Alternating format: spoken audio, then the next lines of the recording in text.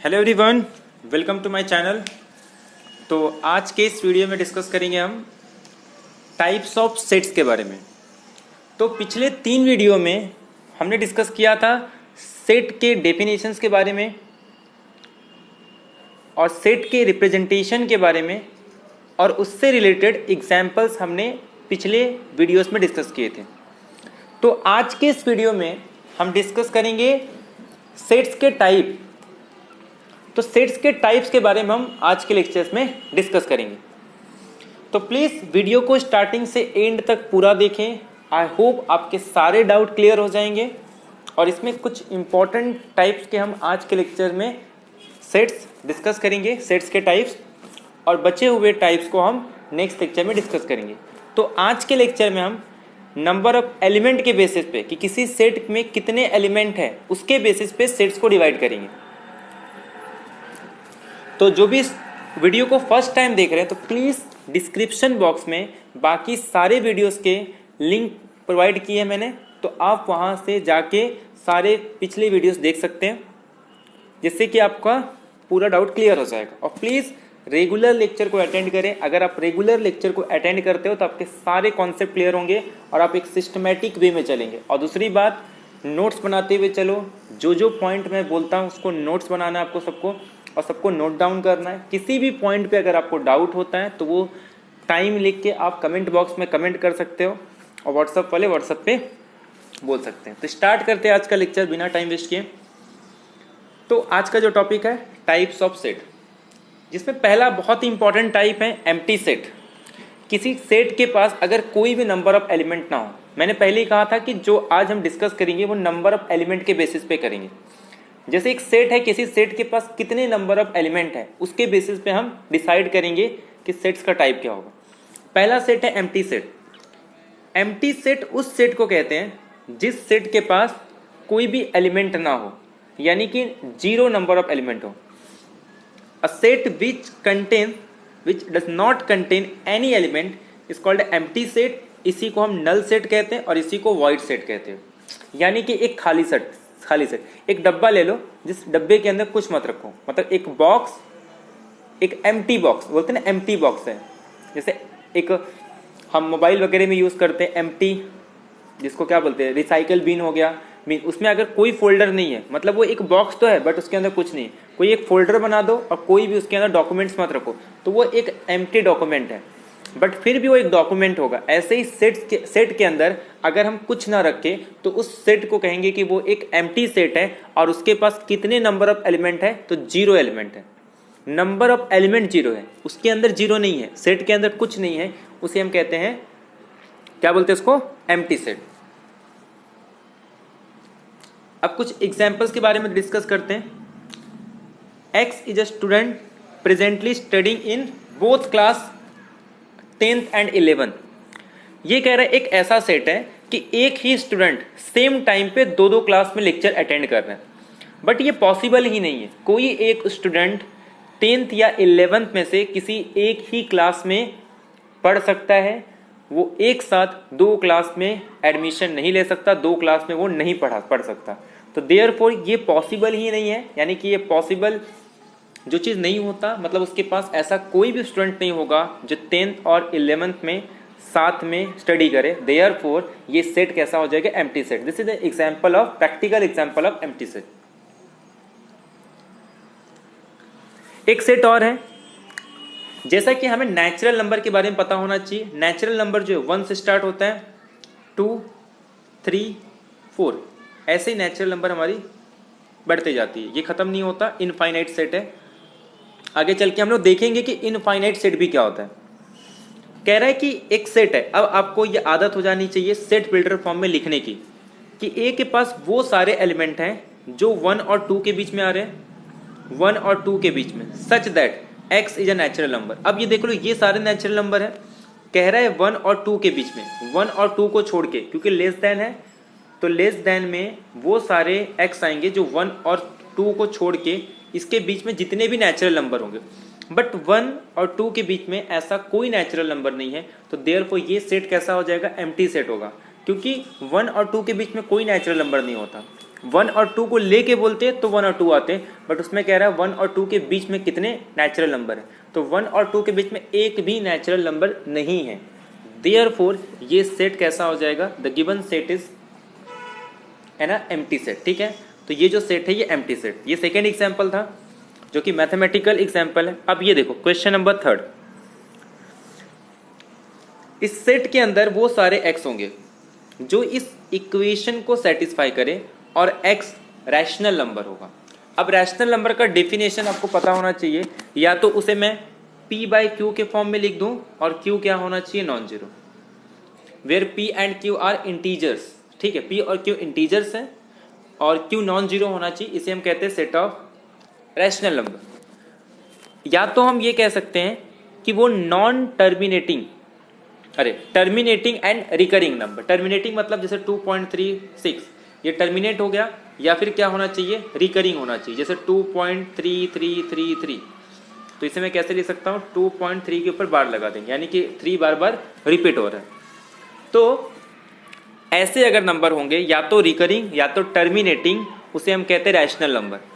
और जो टर्मिनेट भी नहीं होते, that is non terminating non recurring, ऐसे नंबर को इरैशनल नंबर कहते हैं, जिसे Q का कॉम्प्लीमेंट भी कहते हैं, रैशनल का कॉम्प्लीमेंट। आगे चल के कॉम्प्लीमेंट भी समझेंगे।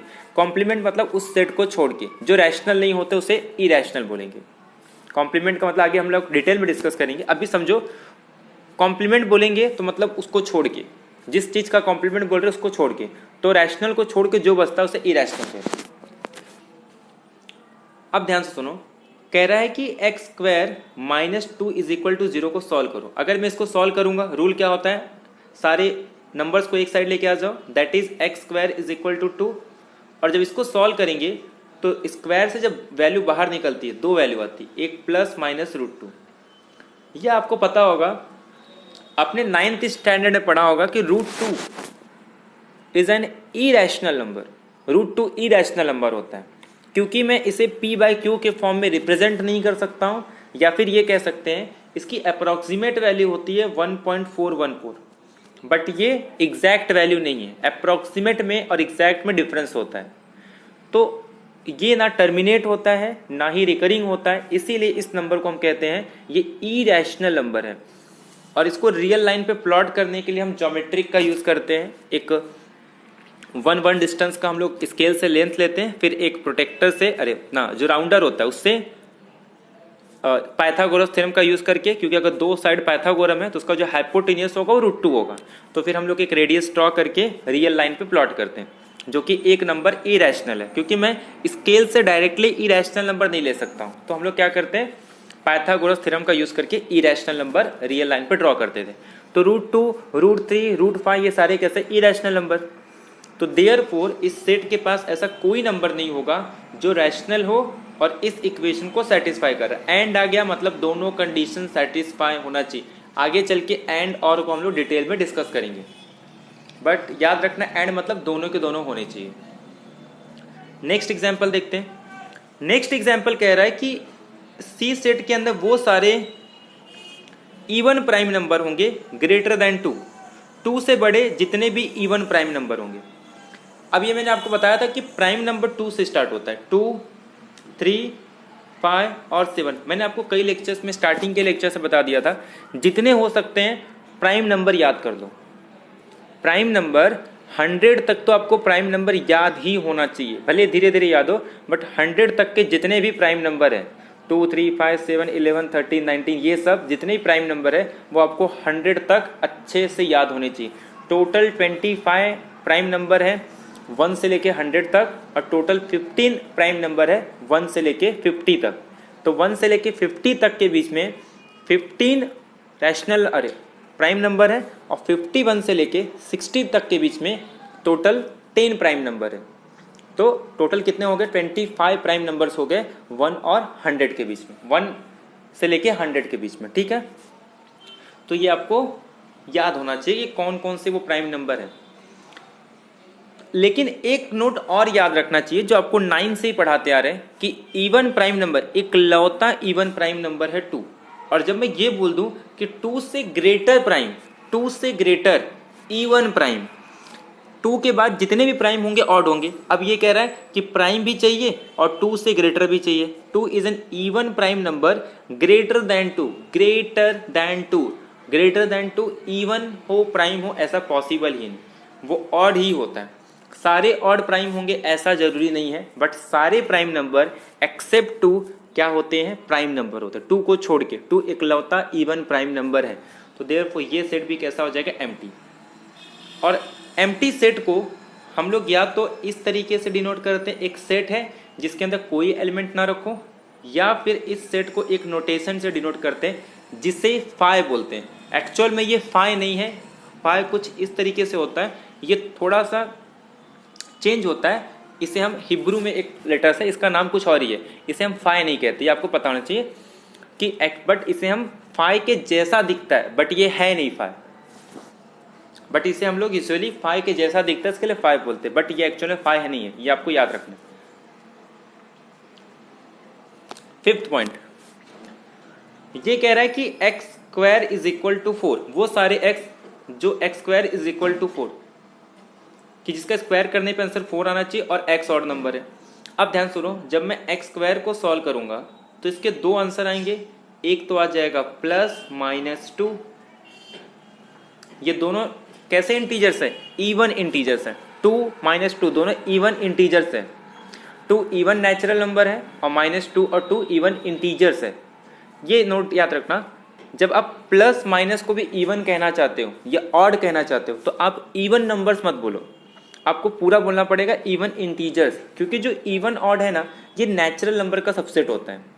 लेकिन अगर आप 2 माइनस 2 को इवन बोलना चाहते हो तो आपको वर्ड यूज करना होगा इवन इंटीजर्स बोलो, या तो अगर इवन नंबर बोल रहे हो तो आपको 2, 4, 6 इसी को इवन नंबर बोलो, क्योंकि इवन ऑड जो है ये क्लासिफिकेशन है नेचुरल नंबर का। नेचुरल को दो पार्ट में पार्टीशन करते हैं हम लोग, आगे चल के रिलेशन में एक रिलेशन डिफाइन करेंगे जिसका यूज करके हम नेचुरल को दो पार्ट में डिवाइड करेंगे, इवन और ऑड। बट अगर आप माइनस को भी ले रहे हो तो आपको इवन इंटीजर्स बोलना पड़ेगा। तो दोनों कैसे इवन इंटीजर्स, बट ये कह रहा है कि वो ऑड होना चाहिए। अब यहाँ पे ऑड सेंस मतलब ये ऑड नेचुरल नंबर की बात कर रहा है, तो नेचुरल नंबर तो है ही नहीं, 2 भी इवन है -2 भी इवन है, इवन इंटीजर्स है और ये इवन नंबर है। तो देयरफॉर इसका मतलब ये हो गया कि जो 2 और -2 दोनों इवन नहीं है तो ये सेट भी क्या हो गया, एम्प्टी हो गया। बाकी आप देख सकते हो इसका रीजन भी लिखा है, आपको नोट डाउन करना है तो आप नोट डाउन भी कर सकते हो कि क्यों कोई सेट इवन है या नहीं। और ये जो मैंने आज जो क्वेश्चंस उठाए हैं वो सारे एनसीईआरटी के क्वेश्चंस हैं, जिससे कि आपको ये पता चलेगा कि एनसीईआरटी के बुक में किस लेवल से मतलब कि क्वेश्चंस वगैरह हैं, वो सब मैंने क्वेश्चंस यहाँ पे ऐड किए। इसके अलावा और भी बुक से मैंने क्वेश्चंस लिए हैं, एनसीईआरटी के, लोकल बुक के, और जो आईआईटी फाउंडेशन का बुक है वहाँ से भी मैंने क्वेश्चंस लिए हैं। अब जितना ज़्यादा क्वेश्चन सॉल्व करोगे डिफरेंट बुक के, आपके उतने ही डाउट क्लियर होंगे, ठीक है।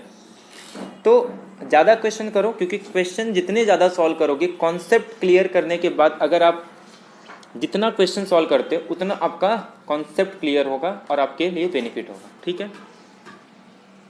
आई होप आपको एम्प्टी सेट क्लियर हो गया होगा। देखो एम्प्टी सेट तो सिंपल सा मीनिंग था कि एक सेट है जिसके पास कोई एलिमेंट ना हो। इंपॉर्टेंट ये नहीं है कि एम्प्टी सेट का मीनिंग समझना, एम्प्टी सेट का मीनिंग तो समझ में आना चाहिए, बट उससे भी इंपॉर्टेंट ये है कि आप एग्जाम्पल से कैसे बता सकते हो कि कौन सा सेट एम्प्टी है या नहीं। एम्प्टी एक ट्रिवियल सेट होता है, इसे हम ट्रिवियल सेट भी कहते हैं। Empty set is a trivial set, जो कि बहुत इंपॉर्टेंट होता है। जब हम ट्रिवियल बात करते हैं ना, हर चीज़ को ट्रिवियली हम कहते हैं हाँ दिस इज ट्रिवियली ट्रू, बट सबसे इंपॉर्टेंट ट्रिवियल सेट ही होता है।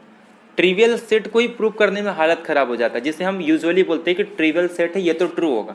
उसका रीजन ये है कि क्योंकि ट्रिवियल को समझना बहुत बड़ी बात है। इनफाइनाइट सेट और फाइनाइट सेट, अरे सॉरी ये यहाँ पे थोड़ा करेक्शन कर दो, ये एक्चुअल में यहाँ पे फाइनाइट सेट और इनफाइनाइट सेट होना चाहिए था। तो आप यहाँ से क्या कर सकते हो, ये इन को कट कर दो, ये इन को कट कर दो, तो फाइनाइट सेट और इनफाइनाइट सेट। तो फाइनाइट सेट उस सेट को कहेंगे जिसके पास कितने नंबर ऑफ एलिमेंट है, अगर मैं उसे काउंट कर सकता हूं। जैसे कि फॉर एग्जांपल ये एक सेट है, जैसे मैं एक सपोज एक सेट ड्रॉ कर रहा हूं, ठीक है। ये एक सेट, ये वेन डायग्राम है, आगे हम डिस्कस करेंगे वेन डायग्राम क्या होता है कि किसी सेट को हम वेन डायग्राम में भी एलिमेंट को सेट के एलिमेंट को रिप्रेजेंट कर सकते हैं और सेट को सर्कल से डिनोट करते हैं। या आगे चल के हम लोग वेन डायग्राम को अलग से डिस्कस करेंगे। अभी के लिए फिलहाल समझो ये एक सेट है और सेट के पास मैं कुछ एलिमेंट रख रहा हूँ, ठीक है। ये कलर चेंज कर देता हूँ, रेड। ये सपोज कुछ सेट है, ठीक है। अब जितने बार भी मैं सेट यहाँ पे कर रहा हूँ ना, आपको पता है सर आपने जितने बार भी किया आप काउंट कर सकते हो। अगर आप चाहो ना तो थोड़ा थोड़ा धीरे धीरे करके एक एक एलिमेंट को काउंट कर सकते हो कि सर ने कितने बार यहाँ पे इसमें हीट किया। जितने बार मैं इसको हीट कर रहा हूँ आप उतने टाइम काउंट कर सकते हो। आप कब तक काउंट करोगे? जब तक मैं एंड कर रहा हूँ, यानी कि ये कितना भी हो बट आप इसको काउंट कर सकते हो। तो फाइनाइट सेट मतलब जिसका फर्स्ट एलिमेंट और हर एक नेक्स्ट एलिमेंट पता और लास्ट एलिमेंट भी पता, उस सेट को हम कहते हैं फाइनाइट सेट। आपको फर्स्ट सेट पता होना चाहिए, उसके बाद नेक्स्ट एलिमेंट पता होना चाहिए, फिर नेक्स्ट एलिमेंट पता होना चाहिए। ऐसे हर नेक्स्ट का नेक्स्ट एलिमेंट पता हो और लास्ट का एलिमेंट भी पता हो, तब हम कहते हैं वो सेट फाइनाइट है। यानी कि जिसके पास कितने नंबर ऑफ एलिमेंट है उसको हम काउंट कर सकते हैं। जैसे कि एक विलेज के अंदर कोई एक विलेज है, अब उस विलेज के अंदर कितने नंबर ऑफ पर्सन है ये आप काउंट कर सकते हो। भले से आपको टाइम लगेगा बट फिर भी आप काउंट कर सकते हो, क्योंकि पॉपुलेशन को काउंट किया जा सकता है। अगर मैं पूछूं कि आपके क्लास में कितने नंबर ऑफ स्टूडेंट हो, आप काउंट कर सकते हो 1 2 3 4 ऐसे काउंट कर सकते हो, ठीक है। अगर मैं आपसे क्वेश्चन करूं कि आपके घर में कितने मेंबर्स हैं, आप काउंट कर सकते हो। आपके घर में कितने नंबर ऑफ मेंबर है वो आप काउंट कर सकते हो। अगर मैं ये पूछूं आपके घर में कितने नंबर ऑफ चेयर्स है, कितने नंबर ऑफ टीवी है, कितने नंबर ऑफ फ्रिज है, ये सारी चीज़ें हैं जिसे आप काउंट कर सकते हो। तो जिसे हम काउंट कर सकते हैं और उसका फर्स्ट और लास्ट मतलब लास्ट एलिमेंट कहाँ खत्म होगा ये हमको पता होगा, उस सेट को हम क्या कहते हैं? Finite set. यानी वो एंड होना चाहिए, लेकिन और उसके हर एक एलिमेंट को काउंट किया जा सकता है। बट मैं ये बोलूँ कि एक पानी ले लो, अब पानी में कितने नंबर ऑफ पार्टिकल्स है, कितने एलिमेंट है, आप वो काउंट नहीं कर सकते। मैं अगर आपको फॉर एग्जाम्पल आटा मतलब जो आप गेहूँ पीसते हो उसका तो आटा निकलता है, अगर मैं गेहूँ बोलूँ वेट, तो वेट को आप लोग क्या कर सकते हो? उसके हर एक वेट को काउंट कर सकते हो, राइस को भी काउंट कर सकते हो। बट अगर उससे चक्की पे आटा मतलब उसका आटा बना दिया जाए तो आप उसको अब काउंट नहीं कर सकते। वो कैसा हो जाएगा? उसको आप लोग काउंट नहीं कर सकते, वो इनफाइनाइट है।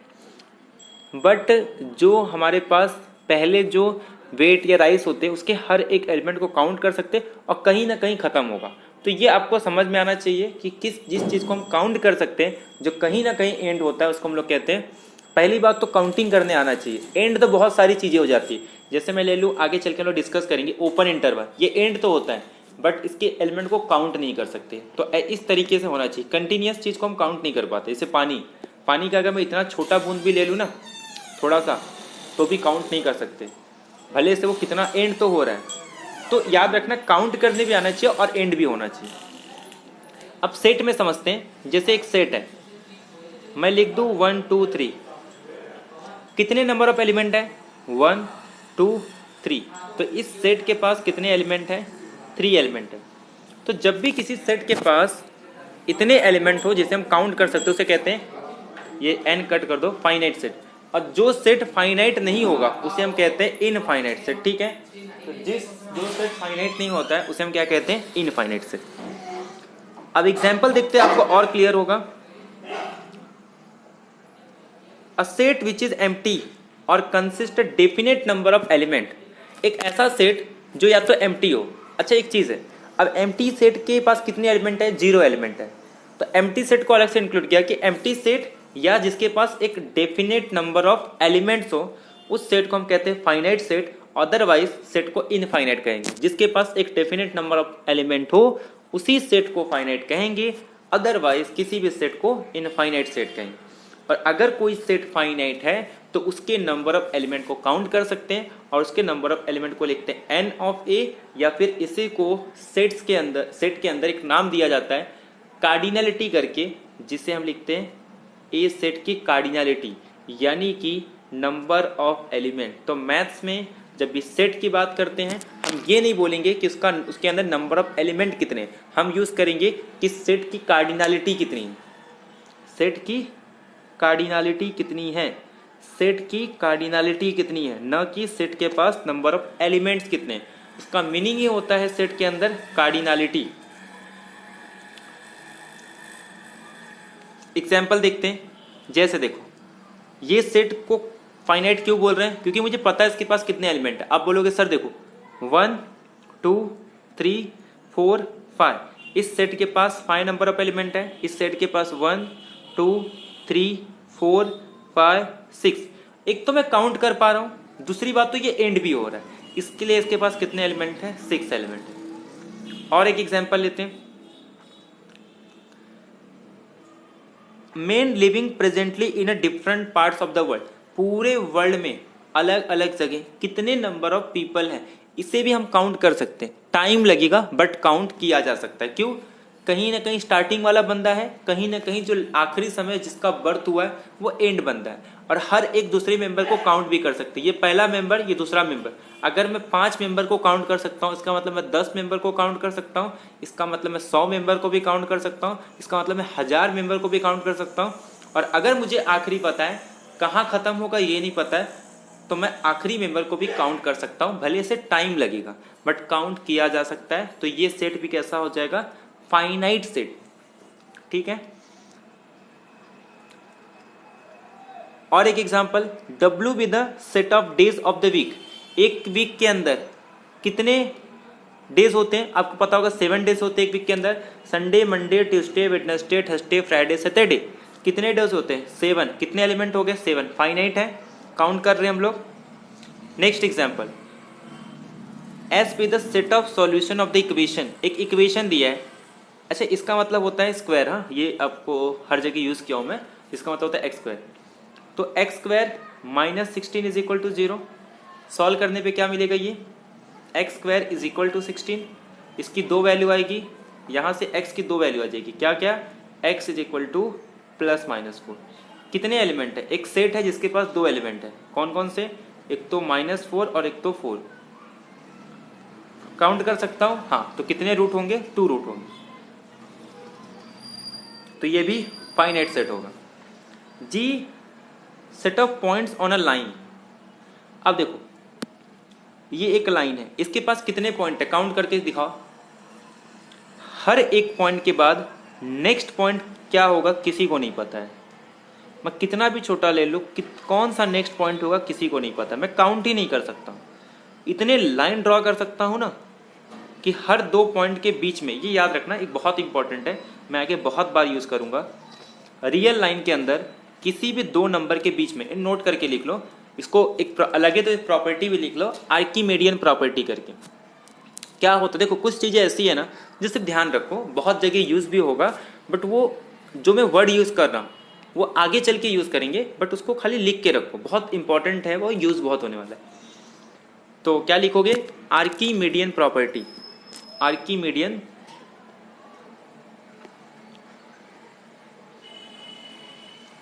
आर्किमेडियन प्रॉपर्टी, ठीक है। वो ये कहता है कि रियल लाइन का कोई भी 2 पॉइंट ले लो, कोई भी 2 पॉइंट, जैसे कितना भी छोटा इंटरवल हो, 2 पॉइंट ले लो, सपोज M और N। इसके बीच में कितने पॉइंट होंगे, infinite rational and infinite irrational.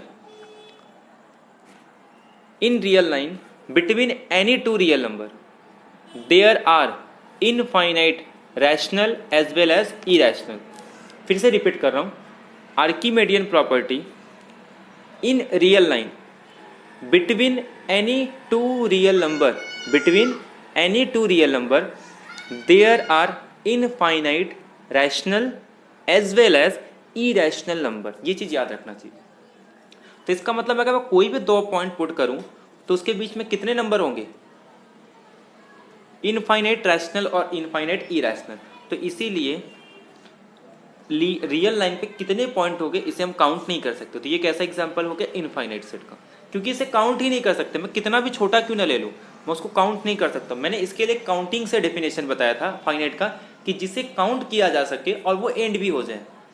अगर वो एंड नहीं हो रहा है इसका मतलब ये नहीं कि वो काउंटिंग किया जा सकता है, हो सकता है उसको काउंट ही करना पॉसिबल ना हो। जैसे एक छोटा सा इंटरवल ले लूँ, वो एंड होगा बट प्रॉब्लम है कि उसे हम लोग काउंट नहीं कर सकते। जैसे पानी के एग्जाम्पल, इतनी बड़ी पॉपुलेशन है फिर भी काउंट कर सकते, क्यों? क्योंकि उसको काउंट करना पॉसिबल है और उसका एंड एलिमेंट हमको पता है।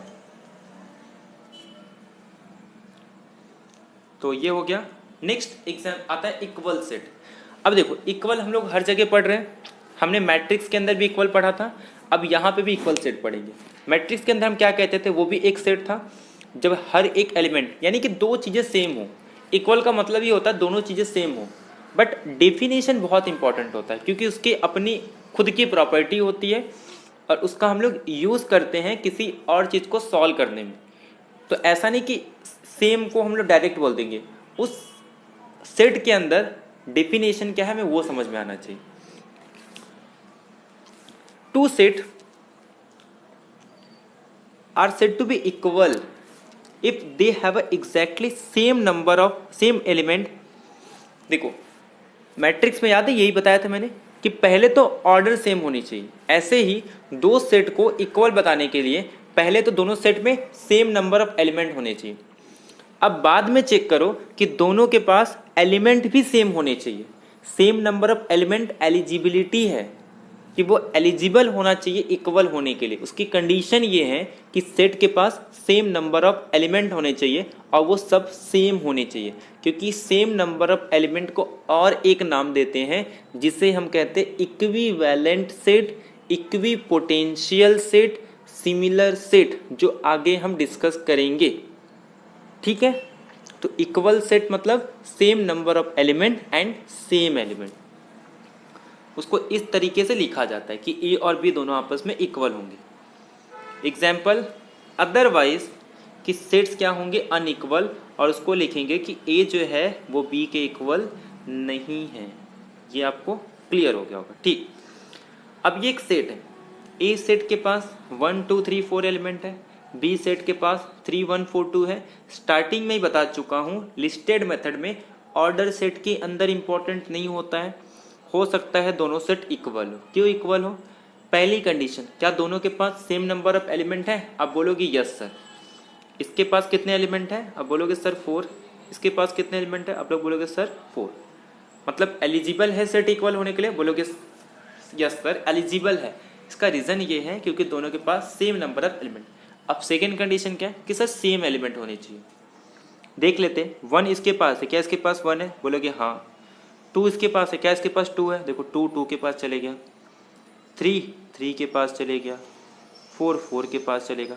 जो एलिमेंट इसके पास है, जो एलिमेंट इसके पास है, एक बॉक्स है जिसके पास भी 1 2 3 4 है, एक बॉक्स और है उसके पास भी 1 2 3 4 है। अब बॉक्स के अंदर 1 2 3 4 यहाँ पे भी यहाँ पे भी, क्या फ़र्क पड़ता है कि कौन सा नंबर कहाँ रखा है? ठीक है, तो कोई दिक्कत नहीं है, दोनों सेट इक्वल ही है, कोई प्रॉब्लम नहीं। एक घर के अंदर 4 फैमिली रहती है, दूसरे घर के अंदर वही 4 फैमिली रहे, फैमिली नहीं 4 मेंबर, एक फैमिली के अंदर 4 मेंबर है, दूसरे रूम पे भी अगर वही 4 मेंबर को डाल दूं, इसका मतलब दोनों इक्वल हैं। क्यों? सेम नंबर ऑफ, वही फैमिली है, सेम नंबर ऑफ एलिमेंट भी है और फैमिली भी वही रहेगी। अरे मतलब फैमिली में मेंबर्स भी वही रहेंगे, तो फैमिली दोनों इक्वल हो जाएगी ना। बस ये है कि मैं अलग अलग जगह दोनों को रख दूँ, पोजीशन अलग अलग रख दूँ, बट रहेंगे तो वही 4 मेंबर। तो याद रखना है, सेट के एलिमेंट के ऑर्डर को यहाँ वहाँ करने से सेट चेंज नहीं हो जाता। तो ये आपको ध्यान रखना है कि दोनों सेट इक्वल है। और एक एग्जाम्पल ले लेते हैं। एक सेट है प्राइम नंबर का, लेस देन 6। तो पहले तो आपको प्राइम नंबर मैंने बोला है 100 तक याद कर लो। तो 2 से स्टार्ट होता है, 3 से स्टार्ट होता है, 5 तो नहीं होगा, यही 3 एलिमेंट आएंगे। 6 से कम तो यही 3 एलिमेंट है जो प्राइम नंबर है। तो therefore there are 3 prime number less than 6। और कौन कौन से वो? एक तो 2 हो गया, एक तो 3 हो गया, एक तो 5 हो गया। ये सेट हो गया मेरे पास ए। ठीक है, तो ए के पास तो 3 एलिमेंट हो गए। अब ये कह रहा है कि 13 के प्राइम फैक्टर। अब 30 के प्राइम फैक्टर्स निकालने हैं, तो 30 को प्राइम फैक्टर्स निकालने हैं, तो मैं 30 को कैसे लिख सकता हूँ? मैं 30 को लिख सकता हूँ 3 इंटू 2 इंटू 5, ठीक है। 3 2 जा 6, 6 5 जा 30। तो ये सारे प्राइम भी है 3 2 5, मतलब इस सेट के अंदर सारे प्राइम फैक्टर्स आएंगे। तो ए के अंदर भी 2 3 5 आ रहा है जो कि 6 से कम प्राइम नंबर है, और एक सेट है जिसके पास 30 के प्राइम फैक्टर। तो 30 के प्राइम फैक्टर क्या है, ये वो प्राइम है जो 30 को डिवाइड करते हैं। 2 भी 30 को डिवाइड कर रहा है, 3 भी 30 को डिवाइड कर रहा है, और 5 भी 30 को डिवाइड कर रहा है, और तीनों प्राइम नंबर है। यही 3 प्राइम नंबर है जो 30 को डिवाइड करेंगे। तो देयरफॉर ये सेट और वो वाला सेट जिस सेट के अंदर 6 से लेस देन प्राइम नंबर है, दोनों इक्वल है। तो देयरफॉर ए सेट और बी सेट इक्वल हो जाएंगे, ठीक है। और एक एग्जांपल देखते हैं। अच्छा, अब कुछ एग्जांपल देखते हैं और उसके बाद मैं आपको होमवर्क के लिए क्वेश्चन दूंगा जो आपको होमवर्क में करना है। जितना ज़्यादा एग्जांपल उतना अच्छा आपका कॉन्सेप्ट क्लियर होगा। एक बार सेट के सारे टॉपिक क्लियर हो गए ना, फिर हम बहुत सारे क्वेश्चन डिस्कस करेंगे अलग अलग तरीके से, जो आपके एंट्रांस एग्जाम में आते हैं, जो JEE में आते हैं, जो CET में आते हैं, डिफरेंट बुक में पूछे गए, चाहे वो NCERT के हो, चाहे IIT फाउंडेशन के हो, या कोई लोकल बुक हो, या आपके स्टेट बोर्ड का बुक हो, या CPT के, सारे क्वेश्चंस को ला के यहाँ हम डिस्कस करेंगे। पहले हम कॉन्सेप्ट समझ लेते हैं। कॉन्सेप्ट आ गया, उसके बाद तो आप लोग खुद ही क्वेश्चंस करोगे। जैसे कि कुछ स्टूडेंट्स हैं, मुझे सारे क्वेश्चंस के आंसर डिस्कस करते हैं, ठीक है। तो जब आप लोग मुझे खुद आंसर्स देते हैं तो मुझे लगता है कि हाँ आप लोग पढ़ रहे हो, और मुझे भी मज़ा आता है पढ़ाने में। लेकिन अगर आप लोग आंसर्स नहीं दोगे तो मुझे लगेगा कोई भी वीडियो को देख नहीं रहा। तो जितना आप वीडियो देखोगे मुझे उतनी मोटिवेशन मिलेगी। तो आप लोग आंसर्स दिया करो। अब एग्जाम्पल है कि इसमें हमको ये चेक करना है कि कौन सा सेट फाइनाइट है और कौन सा सेट इनफाइनाइट है। देखो ये क्या कह रहा है कि एक सेट है जिसके अंदर वो सारे एक्स होंगे कि एक्स किसको बिलोंग करना चाहिए, एन मतलब होता है कैपिटल एन मतलब नेचुरल नंबर, और इसको सॉल्व करें।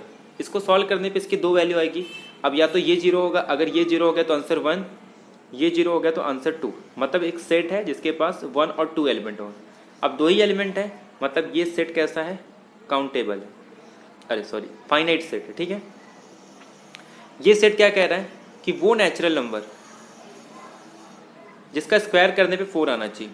तो ऐसे कौन से नंबर है, एक तो -2 है और एक तो 2 है, क्योंकि जिसका स्क्वायर करेंगे तो एक -2 और एक +2 आ जाएगा, क्योंकि -2 का भी स्क्वायर 4 होता है, 2 का स्क्वायर भी 4 होता है।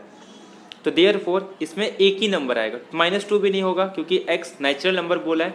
तो मतलब इस सेट के अंदर ये सिंगलटन सेट है और इसके अंदर एक ही एलिमेंट आएंगे, -2 नहीं आएगा। क्यों? क्योंकि नेचुरल नंबर हमको चाहिए, ठीक है। थर्ड, तो ये आपको थोड़ा ध्यान देना है कि सेट के एलिमेंट कहाँ से बिलोंग कर रहे हैं, क्योंकि जब हम लोग फंक्शन डिफाइन करेंगे ना तो ये चीज़ें बहुत काम में आती हैं। जब हम डोमेन चेक करते हैं तो डोमेन के लिए हमें सेट के कॉन्सेप्ट क्लियर होने चाहिए। जितना अच्छा आपको ये सब क्लियर होगा ना, उतना ईजी आपको रिलेशन और फंक्शन लगेंगे, क्योंकि हम लोग को फंक्शन, इंटीग्रेशन, डिफरेंशिएशन यही सब पढ़ना है। इसीलिए हम क्या कर रहे हैं, पूरे इंग्रेडिएंट्स को इकट्ठा कर रहे हैं, जिससे कि हमारे पास एक कलेक्शन हो, बहुत सारे एग्जाम्पल्स हो। अगर एग्जाम्पल्स हमारे पास बहुत सारे होंगे ना, तब जाके हम कैलकुलस को डील कर सकते हैं ढंग से। नेक्स्ट, नेचुरल नंबर और इस इक्वेशन को सेटिस्फाई करना चाहिए। अच्छा, इस इक्वेशन को सॉल्व करेंगे तो सॉल्व करो, इसका आंसर क्या आ रहा है, तो आप बोलोगे सर इसको सॉल्व करने पे x की वैल्यू आ जाएगी 1/2, बट ये तो p/q के फॉर्म में है जहाँ पे q नॉन जीरो है। आप बोलोगे सर ये तो कुछ पहचाना हुआ दिख रहा है। सर ये आपने अभी कुछ देर पहले बताया था कि ये सेट कुछ और नहीं बल्कि एक रैशनल नंबर है, और रैशनल नंबर देखो, ये जो इस फॉर्म के रैशनल नंबर होते हैं वो कभी भी क्या नहीं होते, नेचुरल नंबर नहीं होते। अगर q 1 हो जाए तब नेचुरल नंबर होंगे, बट q तो 1 नहीं है, तो देयरफॉर सर ये रैशनल नंबर है, नेचुरल नंबर नहीं है। तो बोलोगे सर ये सेट कैसा आ जाएगा, एम्प्टी सेट, क्योंकि ऐसा कोई नेचुरल नंबर नहीं है जो इसको सेटिस्फाई करे, और ये कह रहा था वो नेचुरल नंबर जो इसको सेटिस्फाई करे। आप बोलोगे सर इसके पास 2 एलिमेंट थे, इसके पास 1 एलिमेंट है, और ये तो पूरी तरीके से खाली हो गया। यहाँ पास 2 एलिमेंट थे, यहाँ पे 1 एलिमेंट कम हो गया, और ये पूरी तरीके से एम्प्टी हो गया। और एक एग्जाम्पल देखते हैं। ये कह रहा है कि x नेचुरल नंबर हो और x प्राइम हो। अच्छा एक बात बताओ, कितने नंबर होंगे नेचुरल और वो प्राइम हो? तो आप बोलोगे सर 1 प्राइम नहीं है, 2 हाँ 2 प्राइम नंबर है, 3 हाँ सर 3 प्राइम नंबर है, 5 प्राइम नंबर है। इसका मतलब ये सीधे सीधे सारे प्राइम नंबर की ही बात कर रहे हैं, क्योंकि नेचुरल में ही प्राइम नंबर्स होते हैं। तो प्राइम नंबर्स जब हम लेते हैं तो वो तो नेचुरल से ही ले रहे हैं, तो इसका मतलब इसके अंदर सारे प्राइम नंबर ही आ जाएंगे, क्योंकि सारे प्राइम नंबर्स क्या होते हैं, नेचुरल नंबर। तो देयरफॉर ये सेट कैसा हो जाएगा, इनफाइनाइट सेट। तो प्राइम नंबर इनफाइनाइट सेट होता है। जब हम सेट लेंगे सेट ऑफ प्राइम नंबर्स, तो set of prime numbers are infinite. तो आगे से आपको याद रखना है, सेट ऑफ इवन नंबर्स हो, सेट ऑफ ऑड नंबर्स हो, सेट ऑफ प्राइम नंबर्स हो, सेट ऑफ कंपोजिट नंबर्स हो, अगर कोई इसमें रिस्ट्रिक्शन नहीं लगा है तो हमेशा वो इनफाइनाइट सेट होता है, अगर कोई कंडीशन ना लगी हो। n belongs to natural number, x is odd, simple सी बात कर रहे हैं, सारे ऑड नंबर ले लो, क्योंकि ऑड तो हम लोग नेचुरल नंबर से उठाते हैं और वो उसका सबसेट होगा। आगे चल के पढ़ेंगे सबसेट ऑफसेट क्या होता है। देखो यहाँ पे सॉल्यूशन दिया है, तो आप सॉल्यूशन देख सकते हो कि कौन सा फाइनाइट है और कौन सा इनफाइनाइट है। नोट डाउन कर लो अपने बुक में। Find a pair of equal set. अब नेक्स्ट कॉन्सेप्ट देखते हैं कि इक्वल सेट क्या होता है, और अगर है तो उसका रीजन क्या है। पहला एग्जाम्पल, ए 0 सेट है और बी एक ले रहा हूं ग्रेटर देन 50 और लेस देन 5। अब थोड़ा ध्यान सुनो, एक तरफ तो मैं कह रहा हूं ये सपोज मेरा 0 है, यहाँ पे कहीं 5 होगा और यहाँ पे कहीं 15 होगा। एंड का मतलब दोनों कंडीशन सेटिस्फाई होनी चाहिए। ग्रेटर देन 50 मतलब यहाँ कुछ वैल्यू होगी, ग्रेटर देन 50 मतलब यहाँ वैल्यू, और लेस देन 5 मतलब यहाँ की वैल्यू। दोनों में कुछ कॉमन दिख रहा है, एंड का मतलब होता है कॉमन। तो ये सेट कैसा हो जाएगा, एम्प्टी सेट। तो इसका मतलब ये सेट हो गया एम्प्टी सेट, और ये कह रहा है एक सिंगलटन सेट। अच्छा याद रखना, ये दोनों अलग अलग सेट है। ये 0 सेट है, यानी इस सेट के पास एक एलिमेंट है और उसके पास 0 एक एलिमेंट है। ये एम्प्टी होता है, इसे हम लोग इस तरीके से लिखते हैं, इसके अंदर कुछ नहीं लिखते हैं। अच्छा इसका मतलब क्या हो गया पता है, जब मैं एक सेट के अंदर 0 रख रहा हूँ, एक बॉक्स है, एक बॉक्स के अंदर मैंने 0 एलिमेंट रख दिया है और उसके पास कुछ है, अब वो है 0, ठीक है। तो 0 मतलब एम्प्टी सेट नहीं होता। ये छोटी छोटी बातें जो आपको ध्यान रखनी, वरना स्टार्टिंग में जब आप फर्स्ट टाइम पढ़ते हो तो आपको डाउट रहता है कि सर ये भी तो एम्प्टी है, इसके पास कुछ नहीं है। कुछ कैसे नहीं है, 0 है ना, ठीक है। तो ये सेट के पास एक एलिमेंट है, सिंगलटन सेट, और ये सेट के पास कोई एलिमेंट नहीं। अब जब दोनों सेट की कार्डिनलिटी ही सेम नहीं है, जब number of element he same नहीं है, वो एलिजिबल ही नहीं है इक्वल होने के लिए, तो देयरफॉर ये सेट इक्वल नहीं होगा बी के।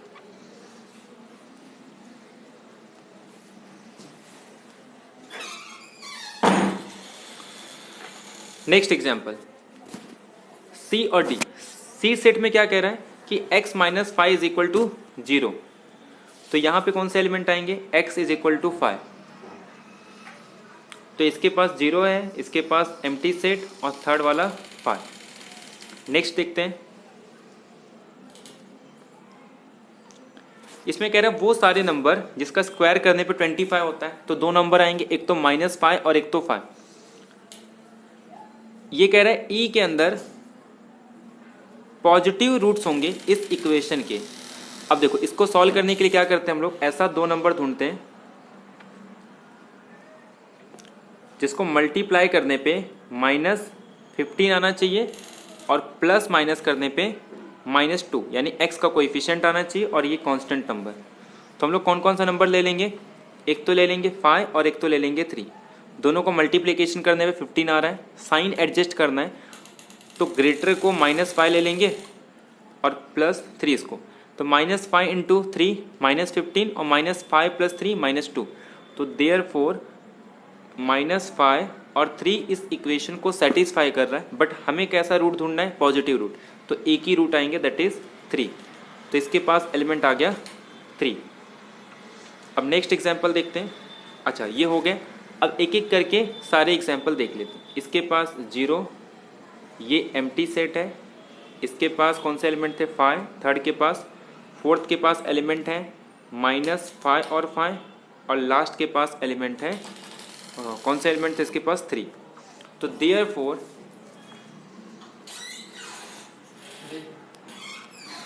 अच्छा यहाँ पर दो पॉइंट आएंगे ना, x minus five is equal to 0 और x plus 3 is equal to 0। जब अगर इसको 0 पुट करेंगे तो इसका आंसर 5 और -3 आएगा, सॉरी। तो यहाँ पे इसका आंसर एक 5 और -3 आ रहा है, तो रूट इसके 5 होंगे। और किसके पास 5 आ रहा था, ये वाला। तो देयरफॉर ई वाला सेट और ई सेट, ई और सी ये दोनों इक्वल हैं, क्योंकि पॉजिटिव रूट में 5 और -3 में से पॉजिटिव रूट कौन सा है, 5। तो देयरफॉर सी और इक्वल होंगे, बाकी कोई भी सेट इसमें से इक्वल नहीं होगा। ठीक है, आगे कुछ है? हाँ, अभी और भी आगे। तो ये हमारा हो गया इक्वल सेट से एग्जाम्पल। आई होप आपको सारे एग्जाम्पल्स क्लियर होंगे। सॉल्यूशंस भी लिखा है, आप देख सकते हो। नहीं समझ में आया, रिपीट करके वीडियो को फिर से देखो।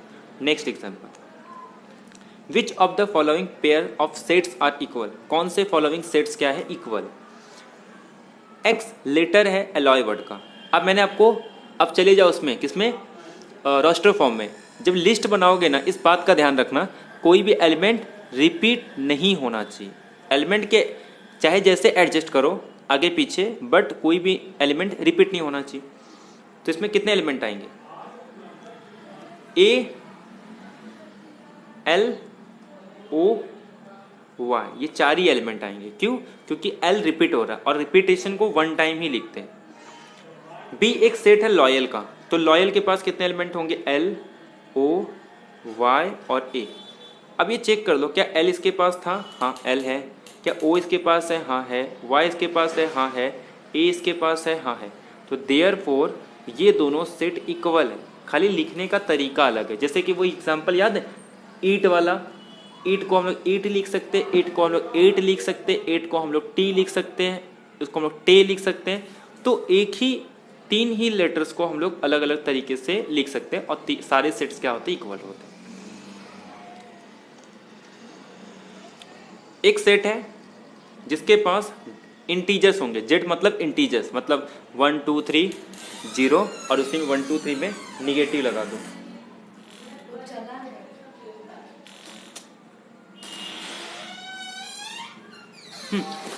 तो इंटीजर्स हैं और एन स्क्वायर की वैल्यू लेस देन 4 होनी चाहिए। अब ध्यान सुनो, अब एन स्क्वायर की वैल्यू में अगर सॉल्व करूंगा तो 2 वैल्यू आएगी। अच्छा ये सुनो, ये जब हम लोग एन स्क्वायर को ओपन करते हैं ना, ये एन स्क्वायर की वैल्यू लेस देन 4, इसका मतलब होता है कि एन की वैल्यू -4 से ग्रेटर और लेस देन 4, और इंटीजर्स कह रहा है। तो इसमें कितनी इंटीजर्स आएंगे, -4 से लेके 4 तक के बीच में कितने इंटीजर्स आएंगे, 9 नंबर आएंगे। -4 -3 -2 -1 0 1 2 3 और 4, ये मेरे पास आ जाएंगे ए सेट के पास। ऐसे बी सेट के पास कितने होंगे, इसके सारे एलिमेंट। अब इसके सारे एलिमेंट कितने भी रूट होंगे, इसके पास 2 ही रूट होंगे। इसके पास 9 एलिमेंट है और इसके पास सिर्फ 2 ही एलिमेंट होंगे, और वो भी सॉरी इसमें 2 एलिमेंट, हाँ 2 ही एलिमेंट होंगे। और वो कौन कौन से होंगे, एक काम करो, इसको सॉल्व कर लो। x is equal to -b plus minus root B square -4ac/2 है। उस प्रॉब्लम पुट करके चेक कर लो, और वो रियल होना चाहिए, ऐसा ना हो कि कॉम्प्लेक्स नंबर आ जाए। तो रियल नंबर चेक कर लो, और ये दोनों सेट वैसे भी इक्वल नहीं होंगे। नेक्स्ट एग्जाम्पल देखते हैं। अच्छा ये चीज़ है, यहाँ पे तो आपको लिखा भी है कि 1 2 आ रहा है, इसको 2 1 2 सेटिस्फाई करेंगे तो दोनों सेट इक्वल नहीं है। तो देयरफॉर पहला सेट तो इक्वल है ए बी, बट दूसरा एक्स और वाई, एक्स और बी तो इक्वल है, बट ए और बी इक्वल नहीं। तो आई होप आपको सारे एग्जाम्पल्स क्लियर हो गए होंगे, सारे कॉन्सेप्ट क्लियर हो गए होंगे। आपके सामने कुछ होमवर्क दे रहा हूँ, या आपको खुद करना है, स्क्रीनशॉट ले सकते हो। सेकेंड क्वेश्चन, हाँ तो ये सारे क्वेश्चन है जो आपको करने होमवर्क में। तो नेक्स्ट लेक्चर में हम लोग आगे के सबसेट वगैरह और जो यूनियन वगैरह, ऑपरेशन वगैरह डिस्कस करेंगे। आई होप आपको सारे कॉन्सेप्ट, सारे एग्जांपल्स क्लियर हुए होंगे। नेक्स्ट लेक्चर में मिलते हैं और क्वेश्चंस को डिस्कस करेंगे। आई होप आपको सब कुछ क्लियर हुआ होगा। कुछ भी डाउट रहेगा कमेंट बॉक्स में आप कमेंट कर सकते हो। Thank you very much, have a nice day.